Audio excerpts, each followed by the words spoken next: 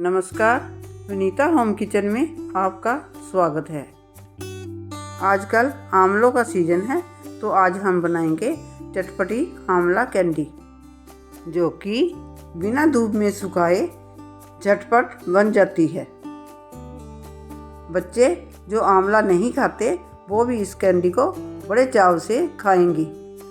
आंवला में vitamin C भरपूर मात्रा में होता है और आजकल सर्दियां भी शुरू हो चुकी हैं और आंवला खाने से हमारी इम्यूनिटी भी स्ट्रॉन्ग होती है और हमें सर्दी जुकाम से भी बचाता है और पेट से जुड़ी बीमारियों को भी दूर करता है। चलिए बनाना शुरू करते हैं चटपटी आंवला कैंडी। इसके लिए हमें चाहिए 500 ग्राम आंवला और 500 ग्राम चीनी। आंवलों को मैंने अच्छे से धो के सुखा के ले लिया है और अब हम इसको स्टीम करेंगे। सबसे पहले एक कढ़ाई में पानी गर्म करेंगे और उसके ऊपर एक छलनी रखेंगे और सारे आंवले छलनी के ऊपर रख देंगे और आंवलों को ढक्कन से ढककर 20 मिनट तक स्टीम करेंगे।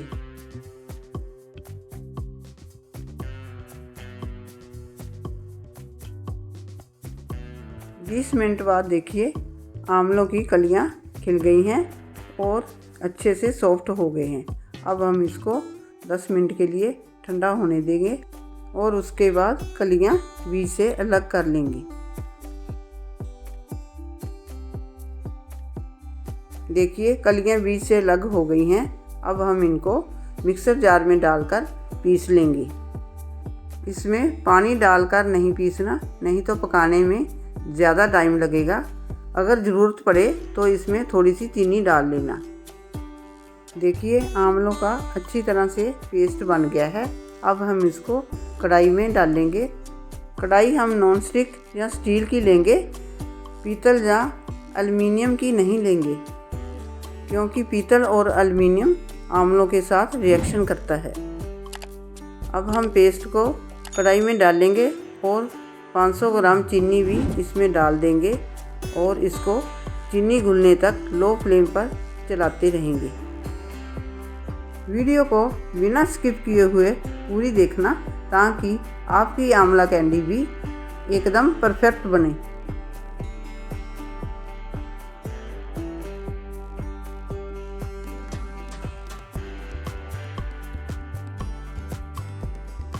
देखिए चीनी अच्छे से घुल गई है।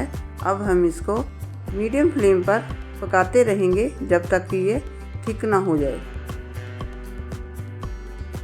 सर्दियों में आंवला ज़रूर खाना चाहिए, क्योंकि इसमें विटामिन सी होता है, जो कि हमारी इम्यूनिटी स्ट्रॉन्ग करता है और हमें सर्दी जुकाम जैसी बीमारियों से बचाता है। इसलिए हमें एक आंवला ज़रूर खाना चाहिए।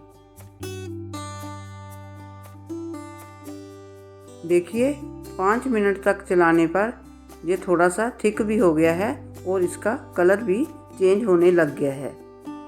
अभी भी हम इसको चलाते हुए पकाएंगे। इसको साथ साथ चलाते रहना बहुत ज़रूरी है, नहीं तो ये तले पे लग जाएगा। देखिए इसको पकते हुए 15 मिनट हो गए हैं और इसकी कंसिस्टेंसी भी थिक हो गई है। अब हम इसमें 1 चम्मच काला नमक, 1 चम्मच सौंठ पाउडर और 1 चम्मच सफ़ेद नमक डालेंगे और इसको अच्छे से मिक्स करेंगे।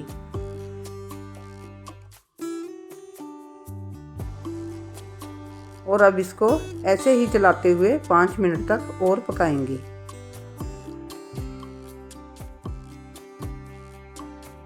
इसको और थिक करने के लिए 1 चम्मच कॉर्नफ्लावर को थोड़े से पानी में मिक्स करके डालेंगे और इसे अच्छे से मिक्स करते हुए पकाएंगे। अगर मेरे चैनल पर नए आए हैं तो मेरी वीडियो को लाइक करें, शेयर करें और मेरे चैनल को सब्सक्राइब करें। बेल आइकन प्रेस करें ताकि मेरी आने वाली वीडियो की नोटिफिकेशन आपको सबसे पहले मिले।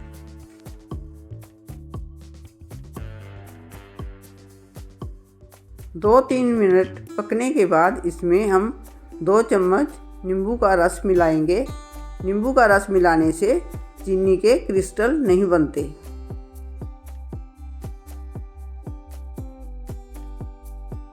नींबू का रस अच्छे से मिक्स करके इसको 2 मिनट तक और पकाएंगे और उसके बाद 1 चम्मच घी का डालेंगे और उसको भी अच्छे से मिक्स करेंगे। घी डालने से आंवला कैंडी में अच्छी शाइन आती है।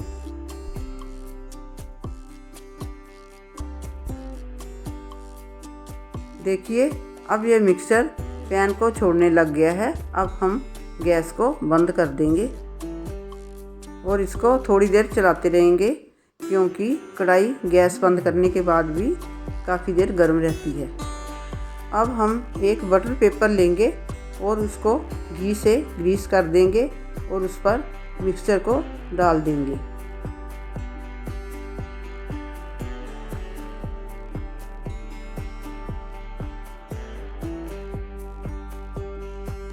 अब हम स्पैटुला की सहायता से इसको टैप करते हुए फैला देंगे।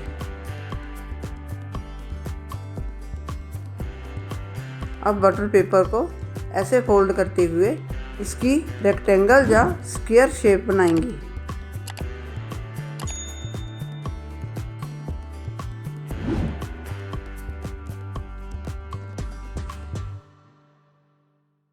अब हम बेलन की सहायता से इसको फ्लैट कर लेंगे। अब हम इसको आधे घंटे के लिए सेट होने के लिए रख देंगे। ठंडा होने के बाद हम इसको पीसेस में काट लेंगे। पीसेस काटने के लिए चाकू पर थोड़ी सी पिसी हुई चीनी या घी लगा लेंगे, जिससे कि ये आसानी से कट जाएंगे। देखिए सारे पीसेस कट गए हैं। अब हम इस पर पिसी हुई चीनी की कोटिंग करेंगे ताकि ये एक दूसरे के साथ चिपके ना। अब हम एक बाउल में थोड़ी सी पिसी हुई चीनी और 1 चम्मच चाट मसाला डालेंगे। चाट मसाला डालने से इसका टेस्ट चटपटा हो जाता है। आप चाहें तो चाट मसाले को स्किप भी कर सकते हैं। इसको अच्छे से मिक्स करके सारी कैंडीज इसमें डाल देंगे और उनको अच्छे से मिक्स कर लेंगे ताकि सारी कैंडीज पे चीनी और मसाले की कोटिंग अच्छे से हो जाए।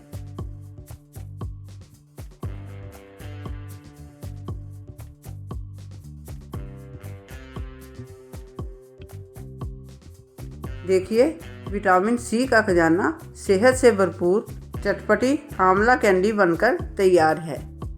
इसको बनाने में सिर्फ 25 मिनट ही लगते हैं। है ना कितनी आसान रेसिपी। आप भी एक बार बनाकर खाइए और सर्दियों में बीमारियों को दूर भगाइए। वीडियो देखने के लिए आपका शुक्रिया।